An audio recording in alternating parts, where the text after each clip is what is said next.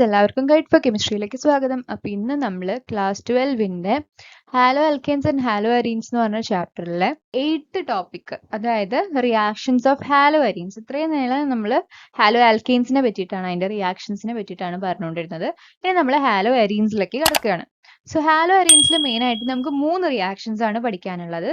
അതായത് nucleophilic substitution reaction. ഇത് അതേപോലെ തന്നെ ഹാലോ ആൽക്കെയിനിൽ ഏതൊക്കെ റിയാക്ഷൻസ് പറഞ്ഞു അതൊക്കെ തന്നെ, പക്ഷേ കുറച്ച് ഡിഫറൻസസ് ഉണ്ടാവുക നെയിംഡ് റിയാക്ഷൻസിലും കാര്യങ്ങളിലുമാണ്. ഓക്കെ, അപ്പൊ ന്യൂക്ലിയോഫിലിക് സബ്സ്റ്റിറ്റ്യൂഷൻ റിയാക്ഷൻ ഇവിടെയും ഉണ്ട്, ഇലക്ട്രോഫിലിക് സബ്സ്റ്റിറ്റ്യൂഷൻ റിയാക്ഷൻ ഉണ്ട്, റിയാക്ഷൻ വിത്ത് മെറ്റൽസ് ഉണ്ട്. അപ്പൊ ഇലക്ട്രോഫിലിക് സബ്സ്റ്റിറ്റ്യൂഷൻ റിയാക്ഷനിൽ നമുക്ക് ഹാലജനേഷൻ പഠിക്കാനുണ്ട്, നൈട്രേഷൻ ഉണ്ട്, സൾഫോണേഷൻ ഉണ്ട്, ഫീഡൽ ക്രാഫ്റ്റിന്റെ ആൽക്കലേഷനും എസൈലേഷനും പഠിക്കാനുണ്ട്. പിന്നെ മെറ്റൽസ് വെച്ച് റിയാക്ട് ചെയ്യുമ്പോൾ വുഡ്സ് ഫിറ്റിക് റിയാക്ഷനും പഠിക്കാനുണ്ട്. ഇത് വളരെ ഇമ്പോർട്ടന്റ് ആയിട്ടുള്ളതാണ്. നെയിംഡ് റിയാക്ഷൻസ് എല്ലാം വളരെ ഇമ്പോർട്ടന്റ് ആണ്. ഹാലോ ആൽക്കെയിൻസിനെ കമ്പയർ ചെയ്തിട്ട് ഹാലോ അരീൻസ് അഥവാ എറൈൽ ഹാലൈറ്റ്സ്, ഇവര് ന്യൂക്ലിയോഫിലിക് സബ്സ്റ്റിറ്റ്യൂഷൻ റിയാക്ഷന് അധികം റിയാക്റ്റീവ് അല്ല, ലെസ് റിയാക്റ്റീവ് ആണ് ടുവേർഡ്സ് ന്യൂക്ലിയോഫിലിക് സബ്സ്റ്റിറ്റ്യൂഷൻ റിയാക്ഷൻ. കാരണം എന്താണെന്ന് വെച്ചാൽ 4 റീസൺസ് ആണ്. അതിൽ ആദ്യത്തെ റീസൺ ആണ് റെസൊണൻസ് ഇഫക്റ്റ്. ഈ ഹാലോ അരീൻസിൽ നമുക്ക് ഹാലജൻ ആറ്റം ഇല്ലേ, ഈ ഹാലജന് നോക്കിക്കഴിഞ്ഞാൽ എത്ര ഇലക്ട്രോൺ ആണ് ഹാലജൻ ഉണ്ടാവുക? 7 എണ്ണം അല്ലെ. അതിൽ ഒരെണ്ണം ഇവിടെ കാർബൺ ആയിട്ട് ബോണ്ട് ചെയ്തിരിക്കുകയാണ്, ബാക്കി 3 ലോൺ പെയർസ് ഉണ്ടാവും, അഥവാ 6 ഇലക്ട്രോൺസ് ഉണ്ടാവും അല്ലെ. അതിന് ചുറ്റിനും ലോൺ ഇലക്ട്രോൺസ് ആയിട്ട് ഇലക്ട്രോണിന്റെ എണ്ണം നോക്കിക്കഴിഞ്ഞാൽ 6 എണ്ണം ഉണ്ടാവും ചുറ്റിനും. 7ാമത്തെ ഇവിടെ ബോണ്ട് ചെയ്തിരിക്കുകയാണ് കാർബൺ ആയിട്ട്. ലോൺ പെയർ നോക്കിക്കഴിഞ്ഞാൽ 3 പെയർ ഉണ്ടാവും അല്ലെ. അപ്പം ഈ ഇലക്ട്രോൺ പെയർസ് നമ്മുടെ ഈ റിങ്ങിന്റെ, ബെൻസീൻ റിങ്ങിന്റെ ഡബിൾ ബോണ്ട് ഇല്ലേ, ഡബിൾ ബോണ്ട് ആയിട്ട് റെസൊണൻസിലാണ് ഹാലോ അരീൻസിൽ നോക്കിക്കഴിഞ്ഞാൽ. അപ്പൊ ഈ റെസൊനേറ്റിംഗ് സ്ട്രക്ചർ കാരണം, അതായത് ഇപ്പൊ നമ്മള് റെസൊനൻസ് എങ്ങനെയാന്ന് പറഞ്ഞു കഴിഞ്ഞാൽ, ഈ ഹാലജന്റെ 2 ഇലക്ട്രോൺസ് ഇല്ലേ, അത് ഈ ബോണ്ടിലേക്ക് കൊടുത്തു. അപ്പൊ ഇവിടെയുള്ള ഡബിൾ ബോണ്ട് എന്താവും, ഇങ്ങോട്ട് പോകും. അപ്പം എന്തുണ്ടായി, ഇവിടെ ഒരു പോസിറ്റീവ് ചാർജ് വന്നു ആൻഡ് ഇവിടെ ഒരു നെഗറ്റീവ് ചാർജ് വന്നു. ഇനി ഈ നെഗറ്റീവ് ചാർജ് നമ്മൾ ഇവിടേക്ക് കൊടുക്കണം. അപ്പൊ ഈ ഡബിൾ ബോണ്ട് ഇങ്ങോട്ട് പോയി. അപ്പൊ ഇവിടെ എന്തുണ്ടാവും, ഒരു നെഗറ്റീവ് ചാർജ് ഉണ്ടാവും. അപ്പൊ അങ്ങനെ റെസൊനൻസ് പോയി ലാസ്റ്റ് നമുക്ക് ഈ സ്ട്രക്ചർ തന്നെ കിട്ടും. ഇത് കഴിഞ്ഞു കഴിഞ്ഞാൽ നമ്മൾ വീണ്ടും റെസൊനേറ്റ് ചെയ്യുകയാണെങ്കിൽ എന്ത് കിട്ടും, നമുക്ക് ഈ സ്ട്രക്ചർ തന്നെ കിട്ടും. ഈ നെഗറ്റീവ് ചാർജ് ഇങ്ങോട്ട് പോയി, ഈ ഡബിൾ ബോണ്ട് ഇങ്ങോട്ട് വന്നു കഴിഞ്ഞാൽ ഇവിടുത്തെ പോസിറ്റീവ് ചാർജ് മാറി ഫുൾ ഇലക്ട്രോൺ പെയർ ആവും ആൻഡ് ഇവിടെ സിംഗിൾ ബോണ്ട് ആവും, ഇവിടെ ഡബിൾ ബോണ്ട് ആവും. വീണ്ടും നമുക്ക് പഴയ സ്ട്രക്ചർ, ഫസ്റ്റ് സ്ട്രക്ചർ തന്നെ കിട്ടും. അപ്പൊ റെസൊനൻസ് അങ്ങനെയാണ് ഇതിൽ നിൽക്കുന്നത്. അപ്പൊ ഹാലോ അരീൻസിലെ ഹാലജൻ ആറ്റത്തിന്റെ ഇലക്ട്രോൺ പെയർസും ബെൻസീൻ റിങ്ങിലെ ഡബിൾ ബോണ്ടും തമ്മിൽ റെസൊനൻസിലാണ്. അപ്പൊ ആ റെസൊനൻസ് കാരണം ഈ കാർബൺ ഹാലജൻ ബോണ്ടിന് ഒരു പാർഷ്യൽ ഡബിൾ ബോണ്ട് ക്യാരക്ടർ ഉണ്ട്. ഈ പാർഷ്യൽ ഡബിൾ ബോണ്ട് ക്യാരക്ടർ കാരണം ഈ സിയും എക്സും, അതായത് കാർബണും ഹാലജനും തമ്മിലുള്ള ബോണ്ട് ചെറുതായിരിക്കും. ചെറിയ ബോണ്ടാണ്, പൊട്ടിക്കാൻ പാടാണ് അല്ലെ. ചെറിയ ബോണ്ട് ആണെങ്കിൽ അതിനെ പൊട്ടിക്കാൻ പാടാണ്, സ്ട്രോങ്ങർ ആയിരിക്കും അത് കുറച്ചും കൂടി. അപ്പൊ നമുക്ക് ഇവയെ ബോണ്ടിനെ പൊട്ടിച്ചാലല്ലേ നമുക്ക് ആ മാറി ന്യൂക്ലിയോഫൈൽ കയറി വരുന്നത്. അതാണല്ലോ ന്യൂക്ലിയോഫിലിക് സബ്സ്റ്റിറ്റ്യൂഷൻ എന്ന് പറഞ്ഞു കഴിഞ്ഞാല്. പക്ഷെ എന്തുണ്ട്, ഇവിടെ ഹാലോ അരീൻസിൽ ഹാലജനും കാർബണും തമ്മിൽ നല്ലൊരു സ്ട്രോങ് ബോണ്ടാണ്, ഷോർട്ടർ ആൻഡ് സ്ട്രോങ് ബോണ്ടാണ് due to the partial double bond character. അപ്പോ നമുക്ക് എന്ത് പറയാം, അതുകൊണ്ട് ന്യൂക്ലിയോഫൈലിനെ കയറ്റാൻ പറ്റാത്തതുകൊണ്ട് halo arenes are less reactive towards nucleophilic substitution reaction. Okay, ഇനി രണ്ടാമത്തെ റീസൺ എന്ന് പറഞ്ഞു കഴിഞ്ഞാൽ ഈ CX ബോണ്ടിലുള്ള കാർബൺ ആറ്റത്തിന്റെ ഹൈബ്രിഡൈസേഷനിലുള്ള ഡിഫറൻസ് ആണ്. അതായത് ഹാലോ ആൽക്കെയിനിൽ നോക്കിക്കഴിഞ്ഞാൽ നമ്മുടെ ഹാലജൻ ആറ്റം അറ്റാച്ച്ഡ് ആയിരിക്കുന്നത് sp3 ഹൈബ്രിഡൈസ്ഡ് കാർബണിലാണ്. പക്ഷെ ഹാലോ അരീൻ നോക്കിക്കഴിഞ്ഞാൽ അത് sp2 ഹൈബ്രിഡൈസ്ഡ് ആണ്, ഡബിൾ ബോണ്ടഡ് ആയിട്ടുള്ള കാർബണിലൊക്കെയാണ് അറ്റാച്ച്ഡ് ആയിട്ടുള്ളത്. അപ്പം sp2 ഹൈബ്രിഡൈസ്ഡ് കാർബണിന് sp3നെക്കാട്ടും S ക്യാരക്ടർ കൂടുതലാണ്. Greater S character of sp2 hybridised carbon കാരണം അത് കുറച്ചും കൂടി ഇലക്ട്രോനെഗറ്റീവ് ആവില്ലേ ആ ഒരു കാർബൺ.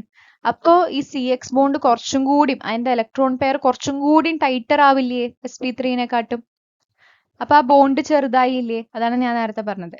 CX ബോണ്ട് ഷോർട്ടർ ബോണ്ടാണ്, അതുകൊണ്ട് ആ ബോണ്ടിനെ പൊട്ടിക്കാൻ പാടായതുകൊണ്ട് അതാണ് വേറൊരു reason for halo arenes to be less reactive towards nucleophilic substitution reaction.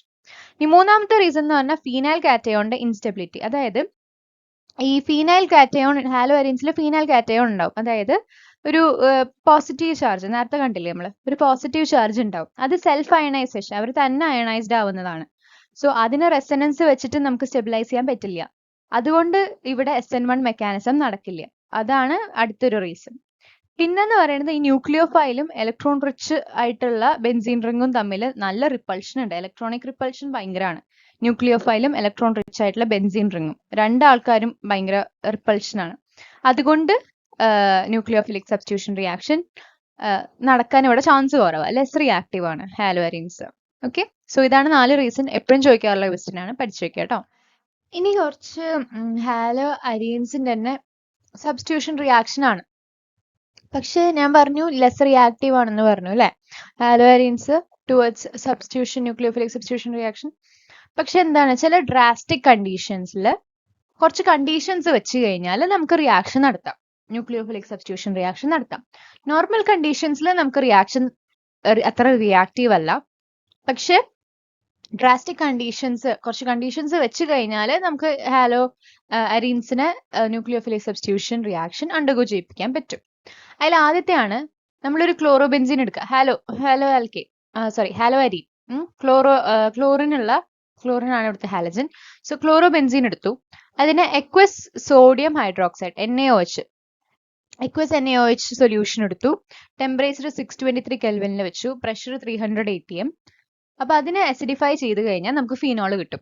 Okay, so chlorobenzene അല്ലെങ്കിൽ ഹാലോ അരീൻ എങ്ങനെ ഫീനോൾ ഉണ്ടാക്കാം എന്ന് ചോദിച്ചു കഴിഞ്ഞാൽ കണ്ടീഷൻസ് എഴുതണം. Because halo arenes nucleophilic substitution റിയാക്ഷനിൽ ലെസ് റിയാക്റ്റീവ് ആണ്. അപ്പൊ എന്തായാലും ഡ്രാസ്റ്റിക് കണ്ടീഷൻസിലേ നടക്കുള്ളൂ സബ്സ്റ്റിറ്റ്യൂഷൻ റിയാക്ഷൻ.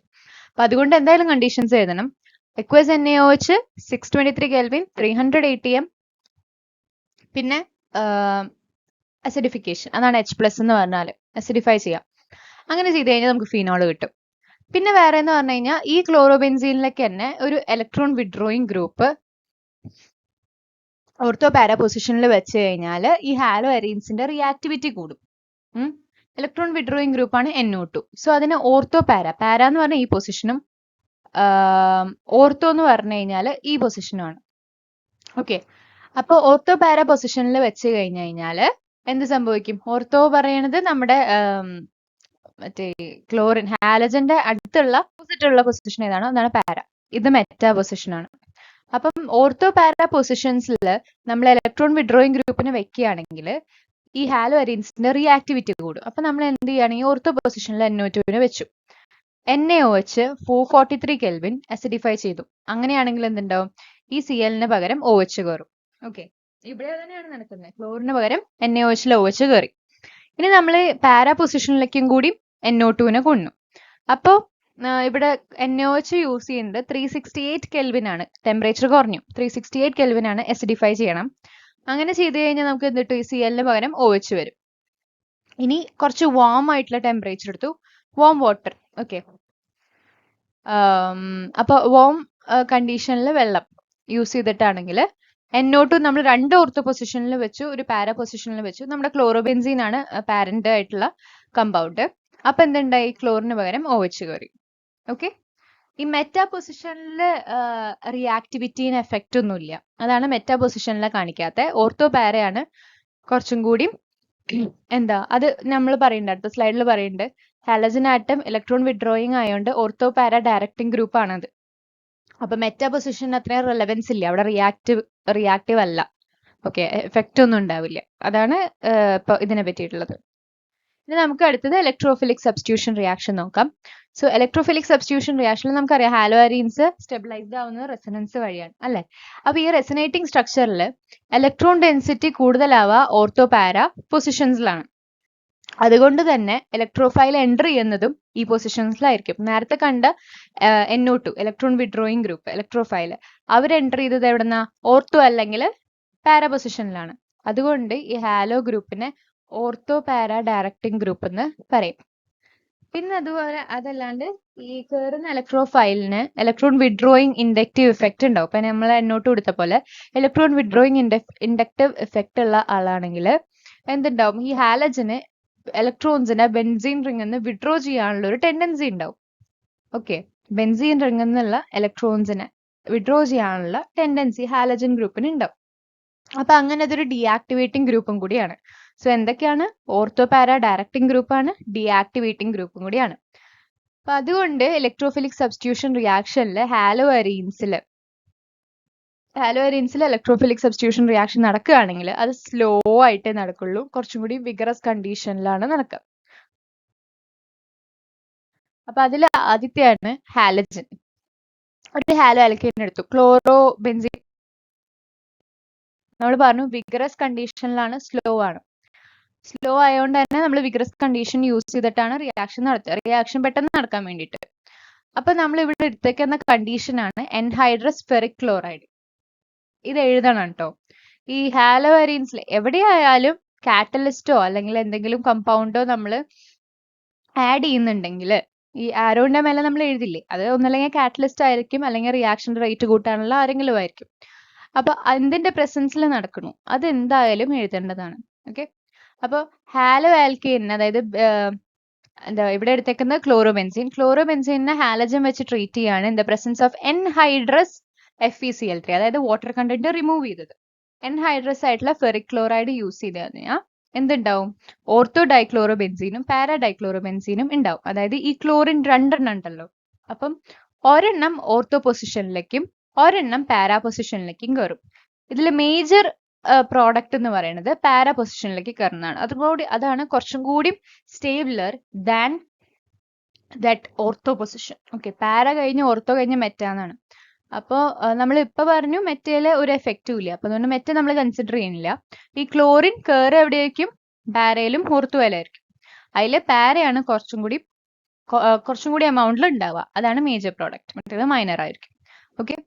ഇനി അടുത്ത നൈട്രേഷൻ. അപ്പൊ അതില് നമ്മൾ ക്ലോറോബെൻസീൻ ആണ് എടുക്കുന്നത്. ക്ലോറോബെൻസീനെ കോൺസെൻട്രേറ്റഡ് HNO3യും കോൺസെൻട്രേറ്റഡ് H2SO4ഉം വെച്ച് ട്രീറ്റ് ചെയ്യാണ്. അങ്ങനെയാകുമ്പോൾ NO2 ആണ് കയറുന്ന ഗ്രൂപ്പ്.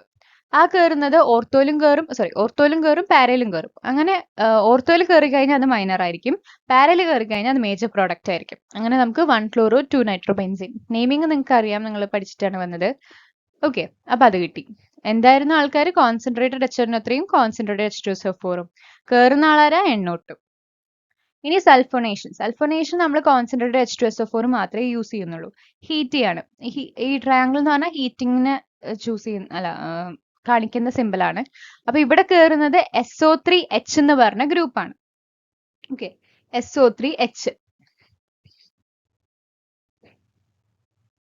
ഈ SO3H സൾഫോണിക് ഗ്രൂപ്പ്, സൾഫോണേഷൻ അല്ല, സൾഫോണിക് ആസിഡ് അതാണ് കയറുന്നത്. അപ്പോൾ ഈ SO3H ഓർത്തോയിലും കയറും മെറ്റയിലും കയറും, പാരയിലും കയറും. അപ്പൊ പാരയിലുള്ളതാണ് മേജർ പ്രൊഡക്റ്റ് വരിക. 4-chlorobenzene സൾഫോണിക് ആസിഡ്, മറ്റേത് 2-chlorobenzene സൾഫോണിക് ആസിഡ്. ഇനി അടുത്തത് Friedel Crafts alkylation. Friedel Crafts alkylation എന്ന് പറഞ്ഞാൽ നമ്മുടെ ക്ലോറോബെൻസീനെ മീഥൈൽ ക്ലോറൈഡ് ആയിട്ട് റിയാക്ട് ചെയ്യിപ്പിക്കുക. ഇവർ തന്നെ വേണം കേട്ടോ. മീഥൈൽ ക്ലോറൈഡ്, അതായത് CH3Cl, ഇവർ രണ്ടായിട്ട് റിയാക്ട് ചെയ്യിപ്പിക്കുകയാണ് in the presence of anhydrous AlCl3. Anhydrous നമുക്ക് ഈ CH3 ഗ്രൂപ്പ് എവിടെ കയറും? ഒന്ന് മെറ്റാ ഗ്രൂപ്പിൽ കയറും, ഓർത്തോ ഗ്രൂപ്പിൽ കയറും, പിന്നെ പാരയിലും കയറും. ഓക്കെ, CH3 ഗ്രൂപ്പ് എവിടെയൊക്കെ കയറും? ഓർത്തോയിലും പാരയിലും കയറും, അല്ലെങ്കിൽ പാരയായിരിക്കും മേജർ പ്രോഡക്റ്റ്. ഇനി അടുത്തത് ഫ്രീഡൽ ക്രാഫ്റ്റ് അസൈലേഷൻ എന്ന് പറഞ്ഞു കഴിഞ്ഞാൽ നമ്മൾ അസറ്റൈൽ ക്ലോറൈഡ് ആണ് യൂസ് ചെയ്യുക. നേരത്തെ ആൽക്കൈലേഷനിൽ ഒരു ആൽക്കൈൽ ഗ്രൂപ്പ് ആയിരുന്നു അല്ലെ, ഹാലോ ആൽക്കൈൻ ആയിരുന്നു. ഇവിടെ അസൈലേഷൻ എന്ന് പറയുമ്പോൾ അസറ്റൈൽ ക്ലോറൈഡ് ആണ് യൂസ് ചെയ്യുക. അപ്പൊ അതെന്താ? അസറ്റൈൽ എന്ന് പറഞ്ഞാൽ എന്താ? CH3CO അല്ലെ, CH3CO ഗ്രൂപ്പാണ് നമ്മൾ കയറ്റിയാണ്. അപ്പം നമ്മുടെ ക്ലോറോബെൻസീൻ ഉണ്ട്, CH3C ഡബിൾ ബോണ്ട് OCl ഉണ്ട്, എൻഹൈഡ്രസ് AlCl3 തന്നെയാണ് ഇവിടെയും യൂസ് ചെയ്യുന്നത്. അപ്പൊ എന്ത് കിട്ടും? ഈ CH3 single bond C double bond O ഇവരുണ്ടല്ലോ, ഈ ഗ്രൂപ്പാണ് കയറുക. ഈ ഗ്രൂപ്പ് ഓർത്തോയിലും കയറും പാരയിലും കയറും. അപ്പൊ ഓർത്തോയിലും പാരയിലും കയറുന്ന രീതി നോക്കിക്കോളൂ കേട്ടോ. വരയ്ക്കുമ്പോ ഇങ്ങനെ വരയ്ക്കുന്നേ. അതിൽ പാരയായിരിക്കും മേജർ പ്രോഡക്റ്റ്. ഇനി അടുത്തത് നമുക്ക് മെറ്റൽസ് ആയിട്ടുള്ള റിയാക്ഷൻസ് ആണ് നോക്കേണ്ടത്. ലാസ്റ്റ് സംഭവമാണ് വുഡ്സ് ഫിറ്റിഗും ഫിറ്റിഗ് റിയാക്ഷൻ. അപ്പോൾ വുഡ്സ് ഫിറ്റിഗ് റിയാക്ഷൻ എന്ന് പറയുന്നത് ഇമ്പോർട്ടന്റ് ആയിട്ടുള്ളതാണ്. നെയിംഡ് റിയാക്ഷൻസ് എല്ലാം ഇമ്പോർട്ടന്റ് ആണെന്ന് ഞാൻ പറഞ്ഞു. വുഡ്സ് ഫിറ്റിഗ് റിയാക്ഷൻ എന്ന് പറഞ്ഞു കഴിഞ്ഞാൽ നമ്മൾ ഒരു ആൽക്കൈൽ ഹാലൈഡ് എടുത്തു. ആൽക്കൈൽ ഹൈലൈഡിന്, അതായത് ഏതെങ്കിലും ഇപ്പൊ ക്ലോറോബെൻസീനോ ഏതെങ്കിലും എടുത്തു, അതിനെ സോഡിയമായിട്ട് റിയാക്ട് ചെയ്യിപ്പിച്ചു. അതിന്റെ ഒപ്പം തന്നെ ഈ ആൽക്കൈൽ ഹാലൈഡും അറൈൽ ഹാലൈഡും നമ്മൾ എടുക്കുന്നുണ്ട്. ഇത് അറൈൽ ഹാലൈഡ്, പിന്നെ ആൽക്കൈൽ ഹാലൈഡ് എടുക്കും, പിന്നെ സോഡിയം എടുക്കും. ഇവര് മൂന്നാളെയും ഡ്രൈ ഈതറിൽ വെച്ച് റിയാക്ട് ചെയ്യിപ്പിച്ചു കഴിഞ്ഞാൽ നമുക്ക് ഈ ഇത് നോക്കിക്കഴിഞ്ഞാൽ ഞാൻ പറഞ്ഞുതരാം. അതാ ഇതിപ്പോ നമ്മുടെ അരൈൽ ഹാലൈഡ്, ഇത് ആൽക്കൽ ഹാലൈഡ്, ഇത് സോഡിയം. അപ്പൊ ഈ എക്സും എന്നും പിന്നെ ഈ എക്സും ഇവര് മൂന്നും കൂടിയിട്ടാണ് പുറത്തേക്ക് പോവാം. ഇവര് മൂന്നും കൂടി റിയാക്ട് ചെയ്യും, എന്നിട്ട് NaX ഫോം ചെയ്യും. ഓക്കെ, പിന്നെ ഈ R ഉണ്ടല്ലോ, ഈ R അതായത് ആൽക്കൈൽ ഗ്രൂപ്പ്, ഈ ആൽക്കൈൽ ഗ്രൂപ്പ് ഈ എക്സിന്റെ സ്ഥാനത്ത് കയറിയിരിക്കും. ഓക്കെ, സോ എന്താണ് സംഭവിക്കുന്നത്? ഈ നമ്മുടെ എറൈൽ ഗ്രൂപ്പും ആൽക്കൈൽ ഗ്രൂപ്പും സോഡിയമായിട്ട് ഡ്രൈ ഈതറിന്റെ പ്രസൻസിൽ റിയാക്ട് ചെയ്യും. അപ്പൊ എന്നെയും ഇവിടെയുള്ള രണ്ട് എക്സും, അതായത് ആൽക്കൈലിലുള്ള എക്സും ആൽക്കൈലിലുള്ള എക്സും എറൈലിലുള്ള എക്സും കൂടിയിട്ട് റിയാക്ട് ചെയ്ത് NaX ഫോം ചെയ്യും. പിന്നെ ഇവിടെയുള്ള ആൽക്കൈലിലെ ആൽക്കൈൽ ഗ്രൂപ്പ് അത് എക്സിന്റെ സ്ഥാനത്തേക്ക് കയറും. ഓക്കെ, അതിന്റെ ഒരു എക്സാമ്പിൾ ആണിത്. ക്ലോറോബെൻസീൻ എടുത്തു, C6H5Cl. ഇത് നമുക്ക് എങ്ങനെ എഴുതാം? ഇത് തന്നെ, ഈ എക്സിന് പകരം Cl കയറി കഴിഞ്ഞാലുള്ളത്. 2NaCl എടുത്തു, 2 Na ഉണ്ടാവും, കാരണം 2 എക്സിനായിട്ട് റിയാക്ട് ചെയ്യണ്ട, അപ്പൊ 2 Na ഉണ്ടാവും. ശരിക്കും പറഞ്ഞ ഇവിടെ 2Na എന്നാണ്, 2Na എന്നാണ്. അപ്പൊ 2NaX ഇവിടെ ഫോം ചെയ്യും ശരിക്കും. അപ്പൊ നമുക്ക് ഒരു ക്ലോറോബെൻസീൻ എടുത്തു, അതിന്റെ ഒപ്പം 2 Na എടുത്തു, പിന്നെ CH3Cl എടുത്തു. അപ്പൊ എന്തുണ്ടായി? ഈ Clഉം 2Naയും Clഉം കൂടിയിട്ട് 2NaCl ആയി പോയി. ബാക്കി CH3 ഇവിടേക്ക് കയറി. അപ്പം ബെൻസീൻ റിങ്ങുമ്പോ CH3 കയറിയാൽ നമുക്കറിയാം അത് ടൊലുമീൻ ആണ് കമ്പൗണ്ട്. അപ്പൊ അത് കിട്ടി. ഡ്രൈ ഈതറിന്റെ പ്രസൻസിലാണെന്നുള്ളത് മറക്കരുത്. ഇനി അടുത്ത ഫിറ്റിക് റിയാക്ഷൻ. അതിന്റെ പോലെ തന്നെ അവിടെ നമ്മൾ എന്ത് ചെയ്തേ? ആൽക്കൈലും അറൈൽ ഹാലൈഡ്സും ആണ് എടുത്തത്. ഇവിടെ 2 അറൈൽ ഹാലൈഡ്സ് ആണ് എടുക്കുന്നത്. ഓക്കെ, അവിടെ രണ്ടും 2 ആൾക്കാരായിരുന്നു, ഇവിടെ 2 അറൈൽ ഹാലൈഡ്സ് മാത്രം എടുത്തിട്ടുള്ളതാണ് ഫിറ്റിഗിന്റെ ഇംപ്രൂവൈസേഷൻ. അപ്പം ഇയാൾ എന്ത് ചെയ്തു? ഫിറ്റിഗ് എന്ത് ചെയ്തു? ഫിറ്റിഗ് ചെയ്തത് 2 അറൈൽ ഹാലൈഡ്സ് ആഡ് ചെയ്തു. ഇതേപോലെ തന്നെ സോഡിയം എടുത്തു ഈതറിന്റെ പ്രസൻസിൽ. അപ്പൊ നമുക്ക് എന്ത് കിട്ടി? ഡൈഫീനൈൽ കിട്ടി. അതായത് ഇവിടെ 2 Na ഉണ്ട്, 2 Na ഉണ്ട്. അപ്പൊ ഈ 2 Naയും എക്സും കൂടിയിട്ട് അങ്ങോട്ട് പോയി. അപ്പൊ 2NaX കിട്ടി. പിന്നെ 2 ഫീനൈൽ ഗ്രൂപ്പ് ഇല്ലേ, അത് രണ്ടും കൂടി ജോയിൻ ആയിട്ട് ഡൈഫീനൈൽ കിട്ടി, അല്ലെങ്കിൽ ബൈഫീനൈൽ കിട്ടി. ഈ റിയാക്ഷനെയാണ് എന്ത് പറയാം? ഫിറ്റിക് റിയാക്ഷൻ എന്ന് പറയാം. ഓക്കെ, സോ ഇത്രയും ക്ലിയർ ആയെന്ന് വിചാരിക്കുന്നു. ഇത്രയാണ് നമ്മുടെ ഹാലോ അരീൻസിന്റെ റിയാക്ഷൻസ്.